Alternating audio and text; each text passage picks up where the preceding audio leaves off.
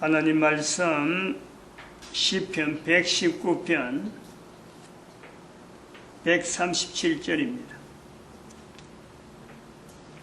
137절 144절까지 다 같이 읽어봅니다. 한 절 한 절 아주 교독합니다. 여호와여, 주는 의로우시고 주의 판단은 정직하시니이다.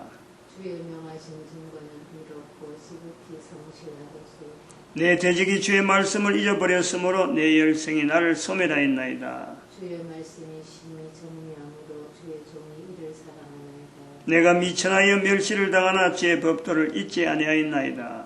주는 주의 의는 영원하니 주의 법은 진리로소이다. 환난과 우환이 내게 미쳤으나 주의 계명은 나의 즐거움이니이다. 주의 증거는 영원히 의로우시니 나로 깨닫게 하사 살게 하소서. 아멘. 인류 사이에 현재 인류의 그 어떤 문제는 경제입니다. 경제. 인류 사를 이야기하면서 왜 그 인류의 현재적인 경제 문제를 왜 이야기하느냐. 또 그것이 일반 사람들이 보는 경제 문제, 물론 여러 가지 내용을 갖고 있겠지만 왜 목사가 이야기하느냐, 개신교 목사가 이야기하느냐, 이 세 가지. 사실은 그 인류사라고 하는 것은 과거입니다. 과거. 지금에서 볼 때 과거에 되어지는 거예요. 그게 인류사입니다. 역사가 그런 거예요. 현재에 이래 되는 것은, 이래 나타나는 것은 역사라든지 인류사라든지 이래 어떤 내용을 단정을 못 합니다. 왜냐하면 지금 역사라거든 이런 내용은 철저한 객관적인 어떤 하나의 사건을 바라보는 시점이 필요한 거예요. 그래서 시간이 지나가야 되는 거예요. 10년, 20년 이 정도도 안 되죠. 역사를 하려면 적어도 관계되는 당사자들이 이 땅에 없을 때 그때에 비로소 지나간 내용을 이제 여기서 역사로 하나의 보는 시각이 생긴단 말이죠. 근데 이렇게 보는 것은 철저하게 하나의 고정된 관념이 있는 거예요. 뭐냐면 그 고정된 개념이라는 것은 기본적인 어떤 역사를 객관적으로 다룰 수 있는 기본 잣대가 없을 땐 그렇게 되는 거예요. 기본 잣대가 있다면 기본적으로 과거의 역사를 인류사면 인류사, 국사면 국사, 내 개인의 어떤 습관, 간섭이라는 간섭을 하나의 어떤 기준에다가 비춰볼 수만 있다면요, 현재 사건이 얼마든지 객관화되기 때문에 하나의 사건이 현재적으로 일어나고 당사자들이 분명히 있음에도 불구하고 그게 객관적인 상황으로 되어진다면요, 그거는 얼마든지 역사가 되는 거예요. 여기 우리가 역사라 하는 이 조서, 일반적으로 흘러가는 역사, 지금 역사학자들 다루는 여러 가지 내용들의 이 틀이 깨어져야 되는 거예요. 뭐 보통 일이 아닐 거예요. 이거는 어마어마한 충격이 되어질 거예요. 이런 일도 있을 수 있느냐? 역사의 정의, 세계사의 정의, 인류사의 정의 자체 기본적으로 제일 첫 번째 이게 깨지는 거예요. 인류사 이해를 이래 하면서 교회 목사가 이 이야기를 하는 것은 과거의 인류사 전체에 기본되는 어떤 통이 있다. 지금도 그 통이 있다. 지금을 보는 통이 있다. 앞으로도 되어지는 통이 있다. 이 통이 과거 있었냐, 지금 있었냐, 앞으로 있냐, 이게 똑같다는 거예요. 똑같은 것이 있기 때문에 과거에 있는 역사를 지금 땡겨올 수 있고, 현재에 있는 내용도 역사로 될 수 있고, 지금 현재 평가되어진 이것이 다음의 인류사에, 다음의 역사에 분명히 동일한 잣대로 평가될 수 있는 것은 이 기준이 있다. 기준이. 요거에서 교회 목사가 말한다, 세계사를 말한다, 세계사 중에서도 인류사 중에서도 경제라고 하는 현재적인 문제를 인류사에 종속시키는 어떤 이유가 되기도 하는 거예요. 이유가 된다면 첫 번째, 두 번째 우리가 생각해 볼 수 있는 것은 경제라 하는 이 돈이라는 이것 자체가 지금 현재 다루고 있으면서 돈의 역사, 돈의 인류사 속에 있는 돈의 어떤 흐름, 역사적인 자료, 이것을 가지고 현재 경제 문제, 돈 문제를 다루느냐? 전혀 고려하지 않는 거죠. 전혀 고려하지 않지만은 돈이라는 것은 역사성을 가지고 있다. 경제라고 하는 이 요소는 역사성이 있다. 이 문제를 배제하고 있으니까 이거 배제하면 답이 안 나온다. 그러므로 이것을 꺼져내려니까 돈의 역사를 알 수 있는 내용이, 개념이, 이게 분야가 어디에 있느냐? 돈하고 관계되어서 역사하고 관계되는 것은 일반 역사적 학자들이나 일반 인류사, 세계사는요, 이걸 다루질 않아요. 근데 교회 목사는, 개신교 목사는 이게 그냥 자연스럽게 이게 타치가 되는 거예요. 전문을 안 다뤄도 이거는 그냥 있을 수 있는 이야기다. 보편적으로 아는 내용. 대부분 다 보편적인, 기본적인, 근본적인 어떤 기초적인 내용은요, 개신교 목사들은 다 알고 있어요. 이것이 경제 문제구나 하고 딱 연결 안 해서 그렇지, 다 알고 있는 내용. 나중에 가면 그런 내용이 다 나오니까. 이게 인류사 속에서 이야기할 수 있는구나. 눈이 번쩍 떠 있는 거죠. 그러므로 이 인류사 속에서 이 돈이라는 것은 역사성이 있기 때문에 이걸 다뤄야 되는데 아무데도 안 다루니까 교회 목사, 개신교 목사는 그냥 기초적인 내용이니까 손을 좀 대고 살을 붙여서 이걸 다룬다.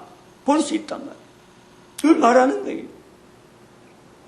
이제 두 번째잖아요. 세 번째는 왜 교회 목사가 인류사에서, 왜 교회 목사가 경제를 문제를 가지고 이렇게 이야기를 해야 되느냐? 경제 문제 속에 들어있는 아주 중요한 인간 본연으로 되어 있는 어떤 위치에 돈으로 쫓아가면서 근본적으로 놓치고 있는, 인간이 본연적으로 찾아야 되는 인간의 자리를 돈 때문에 그 자리를 놓치고 있는 거예요. 인류사 전체를 통해서 도도히 유유히 분명한 위치를 가지고 있는 하나님의 자리, 인간을 만드셨잖아요. 우주 만물을 만드셨잖아요. 만든 물질을 가지고 돈으로 만들어가면서 경제력을 하면서 그 만드는 어떤 내용, 대상 자체를 전혀 만드신 하나님하고 일체 연결을 안 하니까 돈의 문제가, 경제 문제가 답이 없는 거지. 답이 나올 수 없는 상황 속에 지금 있단 말이에요. 각 나라 개인이 다 관계돼요. 개인은 개인대로, 사회는 사회대로, 국가는 국가대로. 그러므로 거기 모여서 인류사 전체가 지금 이런 문제가 되어지는 거죠. 이런 세 가지 문제가 분명히 있기 때문에 누구라도 말을 해야 되는데 말할 수 있는 사람이 없기 때문에 부득불 교회 목사가 이 문제를 언급해서 인류사 문제, 경제 문제, 그리고 결국 교회 목사가 당연히 시대적으로 나타내야 될, 현재 모든 인간들이 지금부터라도 당장이라도 이미 늦어버렸는데 늦었다는 것을 인식하면서 지금 당장이라도 자기 자신의 존재에 대한 하나님과의 관계를 분명히 인식시키기 위해서 전 세계가 지금 경제로 지금 하나의 관점을 가지고 딱 있는데 목사가 말해야 될 시점, 그걸 보는 거죠. 특히 2012년을 지났기 때문에 2012년이 지남으로 인해서 교회 목사라는 자리, 개신교 목사라는 자리는 인류사가 이렇게 경제 문제로 어려울 때, 또 인류사 전체에서 인간들이 곳곳에서 사회 곳곳에 일어나는 수많은 문제에 대해서 교회는 책임 있는 자리로서 2012년부터 주어진 이런 그 시대적인 분명한 어떤 그 배경을 바탕으로 하고 교회 목사가 경제 문제에 대해서 이야기한다. 그럼 1, 2, 3, 4. 네 번째는 2012년에 대한 위치를 한번 언급하는 거죠. 다섯 번째, 여섯 번째 이제 개인적으로 관계된 여러 가지 내용이 뭐 갖다 붙이면 누구든지 이야기할 수 있는 내용이니까. 그러면 한번 또 생각해봐야 되는 게 이제 목사가 이야기한다 하는 이 부분에서 관점이 전혀 다르단 말이야. 일반 학교에서 경제 연구하고 또 경영학을 하고 또 여러 가지 사업을 이야기하는 이런 내용하고는 교회 목사가 이야기하는 관점, 싫어하는 접근점, 이 배경 자체가 전혀 달라요. 역사적인 근거를 두고 지금 있는 거예요. 그리고 해답이라 하는 이 문제를 반드시 깔고 있는 거예요. 사람마다 해답을 받아들이는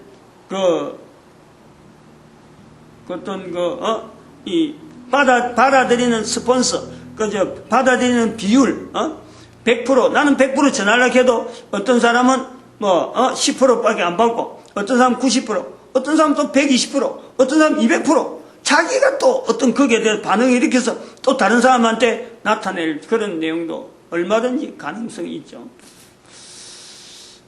우리가 또 이제 하나 더 여기 와서 이제 목사가 인류사를 가지고 이 경제를 가지고 이야기하는 이런 요소에서 하나 우리가 또 개념을 생각해야 될 것은 인류란 지금은 전 인류를 하나의 보고 대상을 보고 70억 인류라 하는데 인류가 경제라는 이런 요소에서 인류 공통적으로 이런 시각을 바라보는 이런 시각을 공통적으로 인류가 고민하고 있다 하는 이런 주제가 주어지는 요소에서 볼 때 경제가 아닌 또 다른 하나의 요소에서 우리가 전쟁이라는 것이 요소가 있었단 말이에요. 근데 뭐 대부분은 어떤 경제학자들이나 학교에서 가르치는 일반 학교에서 가르치는 그 논리로 볼 때 경제라는 것은 어떻게 보면은 전쟁의 대용물, 전쟁으로 서로가 교류하고 있던 것이 이제는 돈으로 경제를 통해서 서로가 교류하고 무기를 통해서 경쟁하던 것이 이제는 돈으로 가지고 경제를 가지고 서로 국가 간에 이런 한계를 단위를 만들어서 경쟁한다. 그래서 돈이라는 것은 전쟁 시대를 지나서 이제는 경제 시대다. 하나의 대체물로서 전쟁의 대체물로서 돈을 버는 경향이 있단 말이에요. 그래서 그렇게 대처하면은 인류사의 과거의 어떤 흐름에서 그거는 바람직한 경제에 대해서 어떻게 보면 좋은 방향으로 보려고 하는 시도는 되겠지만은 그렇게 보는 것은 철저하게 기초가 없고 아무 근거가 없이 그냥 하면 떠벌리는 되면 되고 말면 말고 책임이 없는 그 정도밖에 안 되는 거예요. 즉 절대로 그렇게 되어진 게 아니다. 대용물에 전쟁의 대용으로서 경제가 나온 것은 절대가 아니다. 마치 그렇게 보인다 하더라도 그것은 철저하게 피차간의 전쟁은 전쟁대로 구조가 있고 전쟁의 구조는 돈이 아무리 있어도 전쟁의 구조는 반드시 있을 수 있고 또 경제는 전쟁으로서 나타나는 것이 경제가 아니라 경제 자체를 통해서 전쟁에 여러 가지 영향을 입힐 수 있는 같이 병행이 되는 오랫동안의 전쟁의 역사가 있었다면 그 속에 반드시 돈의 역사, 재정의 역사, 이 금융의 역사, 그리고 이 경제의 역사가 같이 버물려 오는 거예요. 섞여 오는 거예요. 근데 인류가 예를 들어서 1차 대전이 일어났던 그 시대, 그 1차 대전이 일어나고 2차 대전이 일어나니까 큰 사건 후에 경제가 이렇게, 각 나라마다 별한간 달라지니까 경제가 어떤 새삼스러운 어떤 하는 이슈처럼 전쟁에서 뭔가 달라지는 것 같은 인류사회를 보는단 말이에요. 그러면서 사람들이 전쟁에 대해서는요, 긴장하는 거죠. 전쟁이 나는 상황, 국가 간의 상황, 경쟁은 아주 긴장해요. 근데 경제적으로 긴장은 국가 간의 경제가 어렵다, 뭔가 하더라도 이게 전쟁 상황보다 더 약화시키는 거예요. 느낌을 안 가진단 말이에요. 내가 어려워? 어려운갑다 하는 거예요. 근데 이것이 경제 상황이 전쟁이 일어나는 상황보다 훨씬 심각할 수가 있다.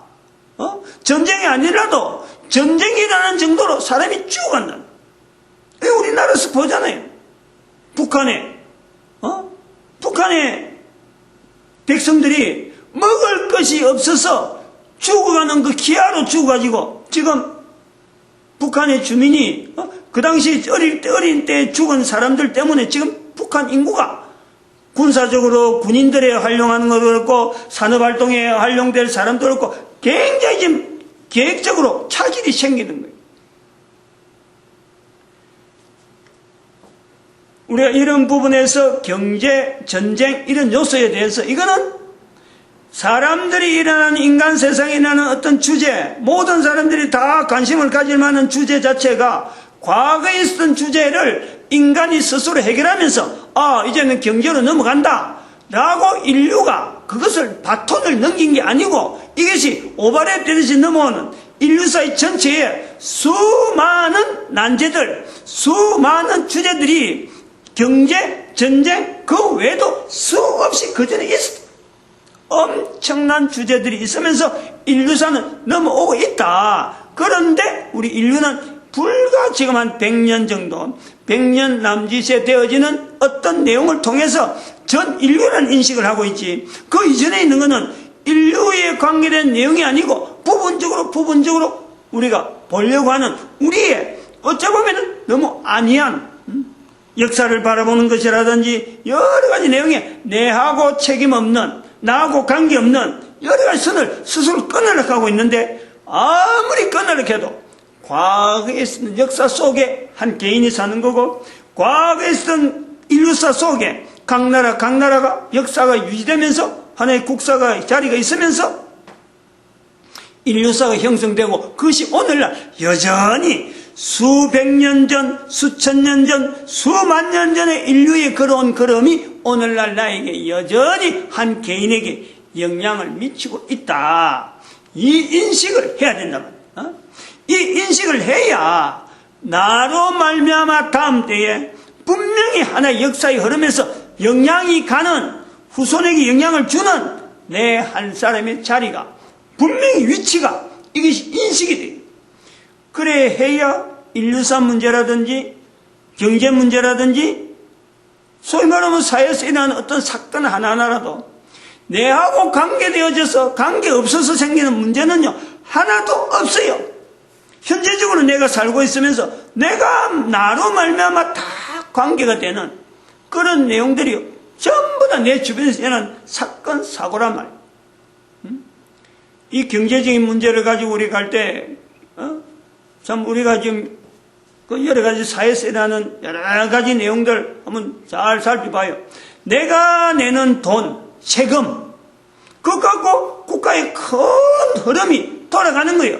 근데 그 흐름이 내가 내는 만큼 정말 나는 땀 흘리고 나는 정말 알짜배기로 내 있는 돈을 그래 딱 이래서 국가에다 세금을 내는데 그 내는 세금에 그 나는 알맹이 내는데 국가나 개인들이 안 그러면 국가를 통해서 또 여러 가지 재정을 또 받아 쓰는 여러 가지 또 지방 재정, 지방에도 있잖아요. 지방자치 단체들. 그런 사람들이 돈을 쓰는데 하나도 허트름 없이 빈틈없이 쓰느냐. 국가 재정에서 빈틈없이 정말 들어가야 될 때 돈 들어가서 이것이 효율적으로 쓴다 그러면요. 우리나라 같은 나라에서 지금 현재 국가 재정으로 돌리는 이런 재정에 빈틈없이 쓴다 그러면요. 우리는 벌써 미국하고 벌써 우리는 선진국 대열에 미국이 아무리 참 GDP가 높다 그래도 그 미국보다 우리는 훨씬 높은 자리에 떵떵거리면서 사는 거예요. 모든 나라가 다 그래요. 구조가 각 나라마다 자기들이 가지고 있는 현재 GDP 그 내용을 가지고 국가를 경영하는데 국민들이 세금 내는데 그 세금 내는 데서 빈틈이 없다. 세금 내고 예산짠대로 그대로 집행되면서 그게 흘러다니는 다른 어떤 것이 없이 정말 한 사람이 세금 낸 만큼의 그 내용의 알짜배기처럼 돈이 지출되고 그대로 쓰인다면 어느 나라 어느 국가가요 경제 때문에 어렵다 쩔쩔맨다 있을 수가 없어요. 다시 말하면 돈의 루스, 돈이 흘렀어, 돈이 새뿌리. 이 돈이 어마어마한 거예요. 국가만 우리가 지금 대충 이야기만 들어도 예를 들어서 어떤 지방자치단체 국회 무슨 감사 나오고 사람마다 이리 이야기하는 내용 들으면요 비자금 이야기가 나온다. 지방자치단체에서 쓸데없이 재정 흘려 썼다. 이런 내용을 들어보면 예를 들어서 인천 같은 경우 인천 지방자치단체가 지금 빚이가 11조 원에 11조 원. 성남시는 또 어마어마하죠. 성남시도 조 단위로 광주도 지금 조 단위 지금 지방자치단체 중에서 지금 빚 없이 있는 단체가 구미가 아마 해당될지 모르겠고 옛날에는 울산이 그랬고 부천이 그럴지 모르겠고 몇몇 안 돼요. 어마어마하게 많은 지방자치단체가요 전부 다 빚에 다 관계있어요. 그것도 조 단위로 어마어마해요. 그럼 그 돈이 모아지면 그 전부 다 국민들이 세금인데 그 세금으로 인해서 지금 국가가 개인이 내는 세금을 국가가 가지고 있는 이 세금을 개인이 다 부담해야 돼요. 이런 요소에 우리가 이 경제 문제를 하나의 개인이라 그래가지고 국가가 가지고 있는 경제 문제 내하고 관계없는 거 사회라는 문제를 내가 관계없는 거 이렇게 보는 요 시각에 목사가 아니면은 누가 이야기해 주겠느냐 이런 요소도 있어요. 이런 개념도 있다. 왜냐하면 목사는 생활 속에 아주 구체적인 생활 속에 있는 걸 갖고 어쨌든 간에 한 사회 다니면 사회 단위 국가 단위 있는 어떤 이 단체로 하여금 바른 방향으로 가는데 목사가 말을 해줘야 될 위치가 있잖아요. 위치가. 과거에는 목사가 돈에 대해서 이야기를 못했다 그러면 이제는 당당하게 목사는 2012년 이후로 사회 여러 가지 어두운 부분을 어쨌든 기경을 해서 일구어서 햇살이 주어지고 빛이 주어져서 옥토가 되어지게 하는 데는 반드시 교회라고 하는 이 기능이 사회에 그런 기능을 나타내야 되기 때문에 남들이 왜 그래 하냐 오해하고 한다 하더라도 자리가 원래적인 자리가 그래 있기 때문에 할 수 없이 가야 됩니다. 경제 문제를 인류사에 엮는 이유 또 하나 다른 문제로 갖고 이제 이건 목사가 아니라도 보는 시각에 하나 있어요. 그게 뭐냐면은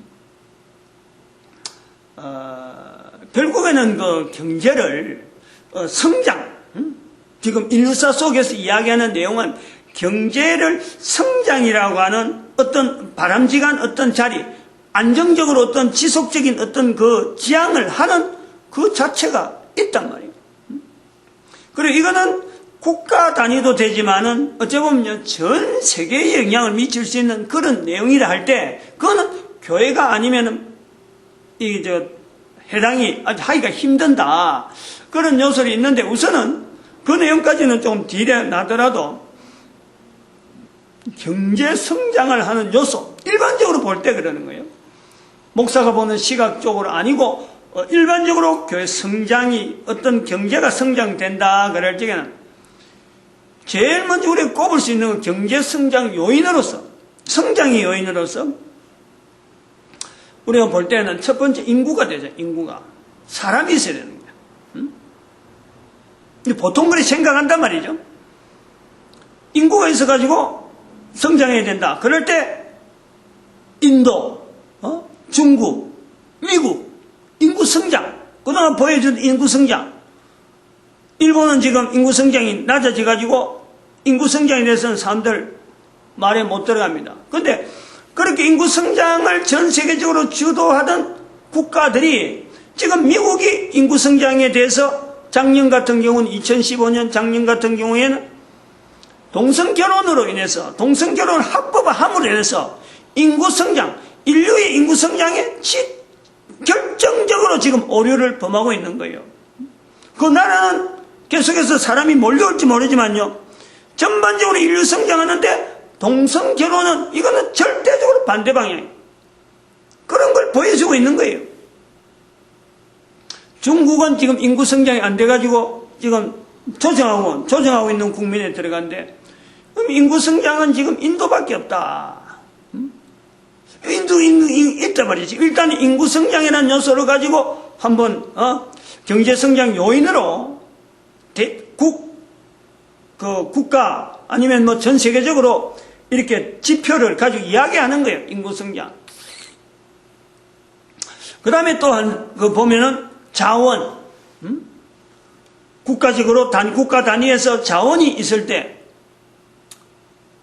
예를 들어서 석유, 안 그러면 뭐 중국 같으면 지금 히토류, 아주 전 세계에서 중국에만 나는, 그리고 굉장히 필요한 히토류 전쟁이라고 하고 나올 정도로 그런 어떤 요소들. 뭐 금이 많이 나온다든지, 안 그러면 또 여러 가지 천연 자원들, 이거 보는 거죠. 기술력 같은 경우는 지금 우리나라 같은 경우는 핸드폰, 과거에 우리가 전혀 경제에 들어가지 못할 때는 프랑스와 독일이 전 세계의 어떤 기술력, 이것 자체를 좌우하던 그런 때가 있었던 거예요.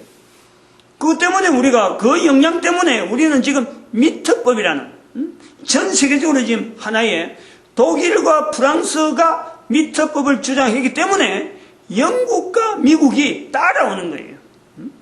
영국은 파운드법이라고 있었는, 파운드가 맞나? 개론 파운드법이라고 부피를 재고 이래 할 때, 하는 것이 미트법하고 대치되는 이런 요소가 서로 그걸 통일시킬 때 영국을 제치고 프랑스와 독일이 주장하던 미트법을 통과시킨, 그게 다른 기술력이죠. 근데 그것은 오늘날은 그 두 나라는 기술력으로 어느 나라에도 안 되는 거죠. 기술력 갖고. 독일은 하나의 산업 구조가 탄탄하게 있으니까 지금 나름대로 유럽에서 그렇게 큰 소리 치고 있는데, 아무튼 기술력은 또 과거에 있었는데 지금은 바뀐단 말이에요. 이런 요소들을 또 뭐 특허 전쟁이나 뭐 여러 가지 어떤 내용을 이야기할 수 있는데, 이런 요소가 있어서 국가가 경제를 성장할까 할 때에 다들은 그렇게 이야기하면 된다는 거야. 그래 될 거야. 그렇게 할때 대한민국에 와서는 이게 안 맞잖아요. 어느 거 하나를 내세워도 대한민국은 경제 성장 요인으로 보는 요인은 우리 대한민국은 내세울 게 하나도 없어요. 하나도 없어요. 그러므로 지금 대한민국의 목사가 이 경제에 대해서 인류사를 가지고 이야기할 수 있다는 것은 바로 대한민국만이 가지고 있는 독특한 내용, 그 내용을 일반 경제 부분에, 일반에서 경제사회를 경제를 이야기하면서 경제 성장의 요인에 대한민국이 가지고 있는 이 독특한 것을 아무도 적용을 안 한다는 거예요. 그게 뭐냐면은 국론통일이에요. 국론통일. 우리 대한민국이 인구는 적은데 가진 건 없는데 기술도 없는데 지금부터 한 50년 전 1960년대부터 지금까지 우리가 경제에 뛰어들어가지고 지금 갈목한 상태를 이뤘다. 이 내용이요, 경제 성장의 논리로 들어가야 돼요. 어떻게 해서 이게 가능했느냐? 뭘 갖고 설명하겠어요? 앞에까지 지금까지 일반적으로 이야기하는 경제 논리의 부분은 이런 부분은 하나도 안 들어가요. 어떻게 국민 통일이 경제 성장이 되느냐? 대한민국이 바로 그것 갖고 주장하는 거예요. 대한민국이 가능했다네. 어떻게 국론이 통일했느냐? 3.1 일제강점기라고 하는 세월을 보내면서 그 속에 국론을 통일하는 요소로서 교회의 자리가 있잖아요. 교회의 자리가. 6.25 사변 통해서 공산, 반공이라고 하는 이 요소를 교회가 계속 붙잡고 있어요. 한국 사회의 특징이에요. 한국 사회의 특징이에요. 종교라는 문제를 같이 이야기하려는 거 아닙니다. 종교로 해서 국론 통일되는 게 아니에요. 개신교 자체가 1884년부터 이 땅에 있으면서 1919년에 결정적으로 개신교는 대한민국 민중들 하여금, 국민들 하여금 평화적인 어떤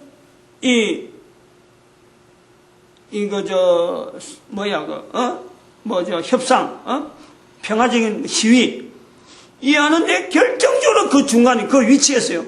1919년이라 하는 이 연대부터 좋은 우리 국민들 사이에 개신교는 아주 뿌리를 아주 깊게 내려요.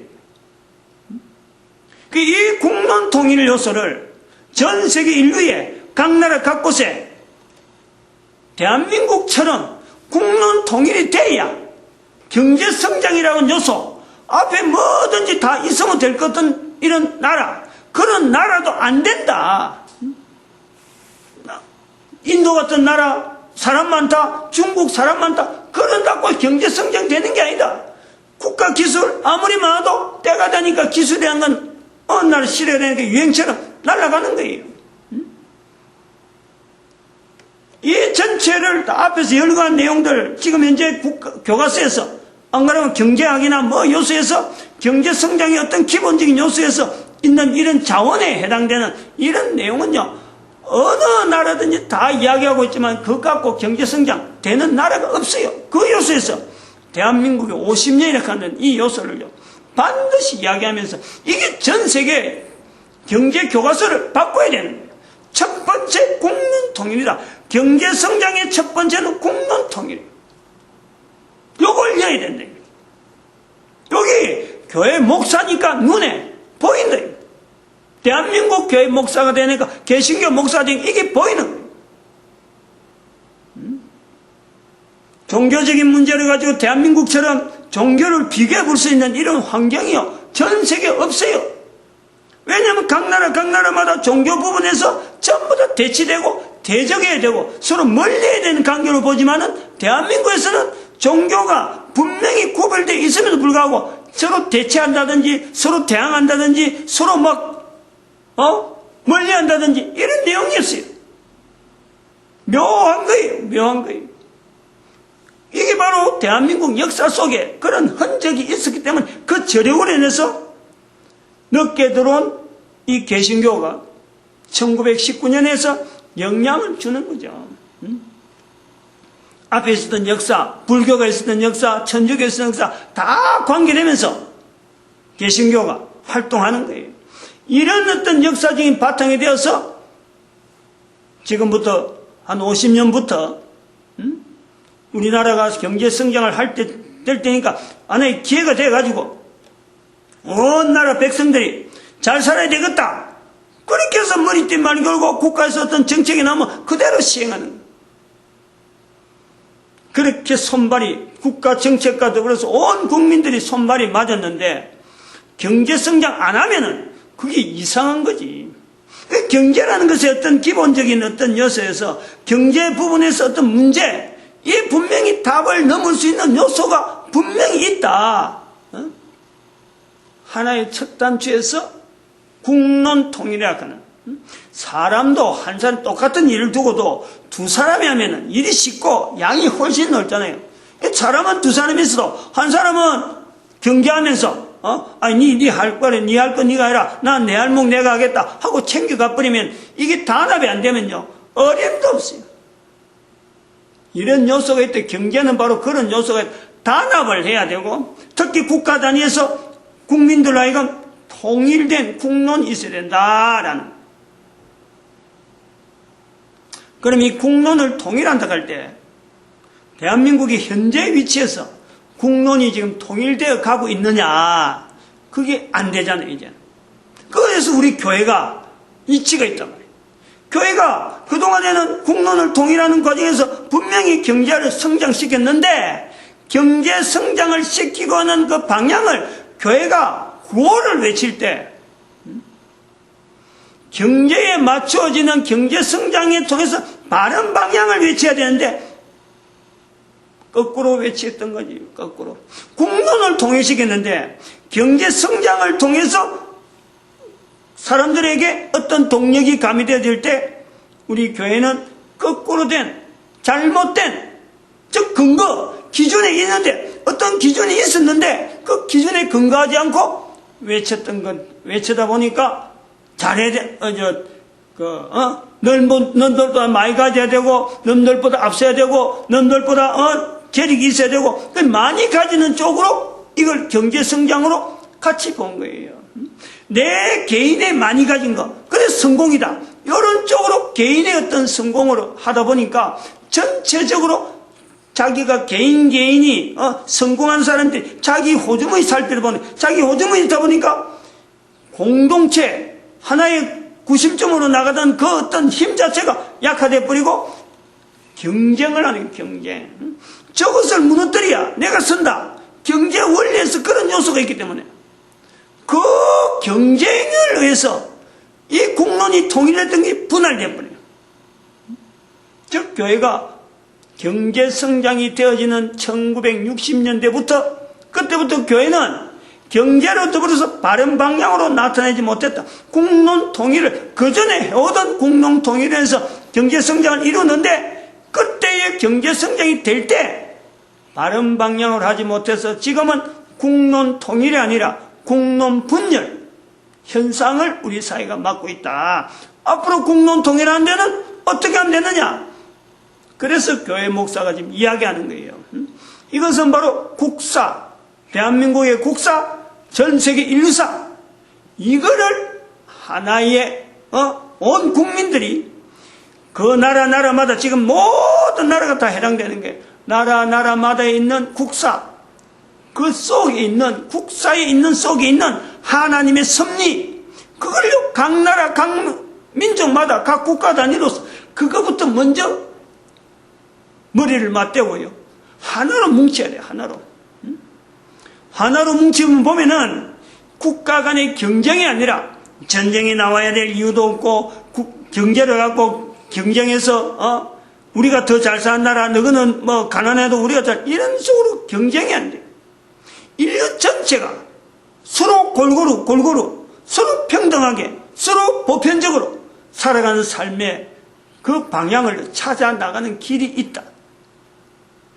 이런 것이 교회사를 보고 또 세계사를 보고 인류사를 보고 국사를 보고 한 개인의 습관을 보고 한 개인의 여러 취향을 보고 전체적으로 사회의 어두운 면이나 사회의 밝은 면 그러고 기우뚱기우뚱하는 이런 모습을 보면서 교회 목사가 경제와 더불어서 인류사를 연결해서 이야기를 해줄 수 있는 거예요. 인구 문제는 그 다음이다. 인구 문제, 인구가 많다고 해서 절대 되는 거 아닌데 적정한 인구가 있는 거예요. 경제 인구가 있는 거지 인구 무조건 많아갖고는 통제가 안 되는 거예요. 통제. 앞으로 국가 단위도요 경제를 가지고 문제를 해결하다 보면 이 국가 단위도 굉장히 분할돼야 되고 지금 우리나라 단위가 굉장히 적당한 거예요. 경제 성장하는데 인구 단위가 5천만이라는 단위로 인구 성장하는데 굉장히 적당한 거예요. 아주 적당한 거로 보여요. 4천만 국가 단위로서 한참 성장할 때 그래서 인구 많이 해서 뭐 다른 나라 막 병합시켜서 영토 막 이렇게 분쟁 이거 절대 앞으로 바람직하지 못해요. 영토 분쟁하고 중국처럼 좀 많이 껴안아 봐야 인구가 많음으로 해서 통제가 안 됨으로써 중국이 멸망 내지는 분할 나름대로 붕괴 이런 조짐이요 훨씬 빨리 나오지.